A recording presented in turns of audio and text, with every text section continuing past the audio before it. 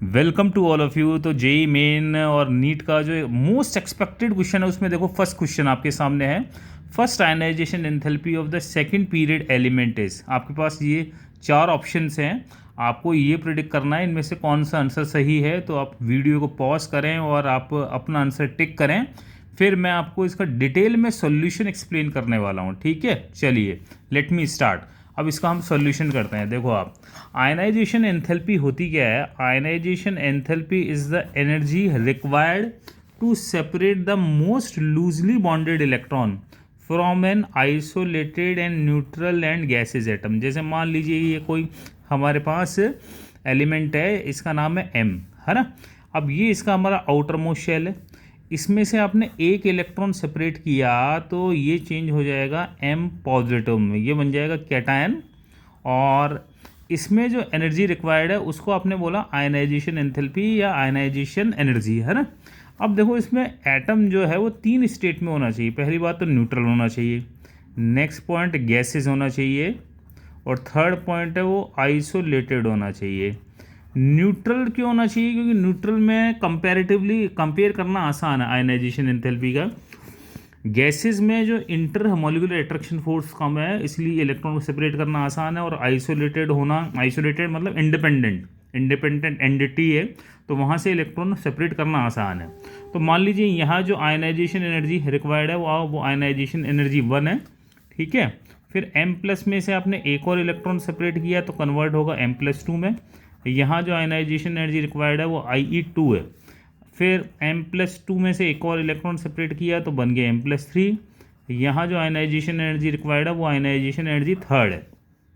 अब ionization energy में always energy required होगा, पहली बात तो ये है, कोई एक्सेप्शन नहीं है। मतलब इसके लिए जो एंथैल्पी चेंज है वो ऑलवेज पॉजिटिव आएगा। It is endothermic in nature. और देखो जैसे जैसे आप इलेक्ट्रॉन को सेपरेट करोगे वैसे वैसे जो इसके ऊपर जेड इफेक्टिव है, न्यूक्लियर अट्रैक्शन फोर्स है, वो इंक्रीज होगा। दैट्स वाई इलेक्ट्रॉन को सेपरेट करना डिफिकल्ट होता जाएगा। दैट्स वाई जो आयनाइजेशन एंथैल्पी का ऑर्डर होगा वो ऑलवेज ये होगा, ionization energy 3rd always greater than होगी 2 से, और मिनिमम होगी IE1 से। ये तो इसका कॉन्सेप्ट है आयनाइजेशन एनर्जी का। अब इसका हम इस क्वेश्चन का पर्पस हम एग्जामिनर का देखो समझते हैं। देखो आप देखो सेकंड पीरियड के एलिमेंट हमारे पास ये है, राइट। ओके, ये तो हमारे पास सेकंड पीरियड के एलिमेंट है। अब आप पीरियड में लेफ़्ट टू राइट मूव करते हैं तो देखो एटॉमिक साइज डिक्रीज होता, एटॉमिक साइज डिक्रीज, क्योंकि जो जेड इफेक्टिव है, इफेक्टिव न्यूक्लियर चार्ज है, वो इंक्रीज हो रहा है। दैट्स वाई साइज डिक्रीज होगा। और साइज, एटॉमिक साइज और आयनाइजेशन एंथैल्पी में क्या रिलेशन है? It is inversely proportional to the each other. Size small है तो इलेक्ट्रॉन को सेपरेट करना ज़्यादा मुश्किल है। तो जो एक्सपेक्टेड आयनाइजेशन एनर्जी का ऑर्डर है वो देखो क्या होना चाहिए। देखो दीज आर द एलिमेंट, ठीक है। ये आ गया लास्ट में नियॉन।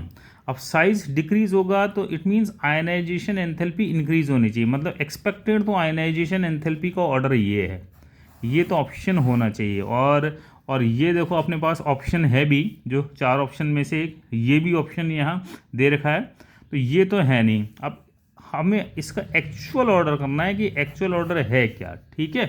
तो एक्चुअल ऑर्डर में यह देखिए, एक्चुअल ऑर्डर में यह क्या होगा? देखो आपका बेरिलियम है, बेरिलियम का कॉन्फ़िगरेशन होता है 2s2, और बोरोन का कॉन्फ़िगरेशन है 2p1। अब बेरिलियम का देखो पहली बात तो ये फुलफिल्ड कॉन्फ़िगरेशन है, दूसरी बात ये s ऑर्बिटल है, ये p ऑर्बिटल है, और s ऑर्बिटल की जो पेनिट्रेशन पावर है वो p ऑर्बिटल से ज़्यादा है। पेनिट्रेशन पावर क्या होती है? मतलब न्यूक्लियस के जो ज़्यादा क्लोज है, ज़्यादा पास है, वो s ऑर्बिटल है, तो वहाँ से इलेक्ट्रॉन सेपरेट करना ज़्यादा मुश्किल है।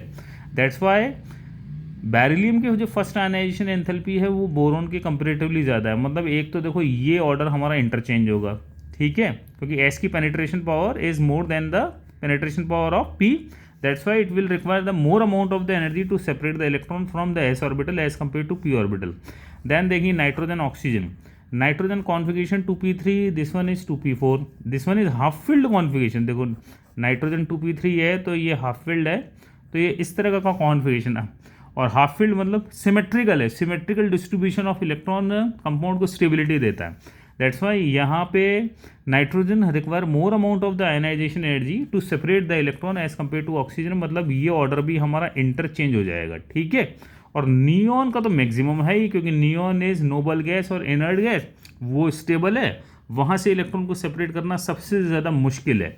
तो एक्चुअल देखो ऑर्डर क्या आएगा, एक्चुअल ऑर्डर में देखो क्या आएगा, लिथियम, ये बेरिलियम बोरोन हमारा इंटरचेंज हो गया, then boron, then beryllium, then carbon, then oxygen, then nitrogen, और ये फ्लोरीन और ये नियॉन। तो मतलब एक्चुअल आपका आयनाइजेशन एंथैल्पी का ऑर्डर हमारे पास ये आएगा, देखो ये एक्चुअल ऑर्डर है। तो इंटरचेंज एक तो बेरिलियम बोरोन में हुआ और एक नाइट्रोजन ऑक्सीजन में हुआ, और लिथियम का तो मैक्सिमम आयनाइजेशन एंथैल्पी है ही, है ना। अब ये ऑप्शन हम मैच कर लेते हैं, ये ऑप्शन हमारा कौन से ऑप्शन से मैच कर रहा है, ये हमारा ऑप्शन मैच कर रहा है C. So the correct answer of this question is C. So that will be the purpose. मैंने आपको इस क्वेश्चन का पर्पस बताया, कॉन्सेप्ट एक्सप्लेन किया, और कौन सा फैक्टर लग रहा है ये एक्सप्लेन किया। और यही फर्स्ट क्वेश्चन क्यों लिया, क्योंकि periodic table is the most important concept of the chemistry, because elements are the fundamental block of the chemistry, है ना। आपको ये वीडियो कैसा लगा कमेंट बॉक्स में ज़रूर टाइप करें, है ना। और ये एक्सप्लेनेशन और क्वेश्चन कैसा लगा ज़रूर टाइप करें। Thank you so much.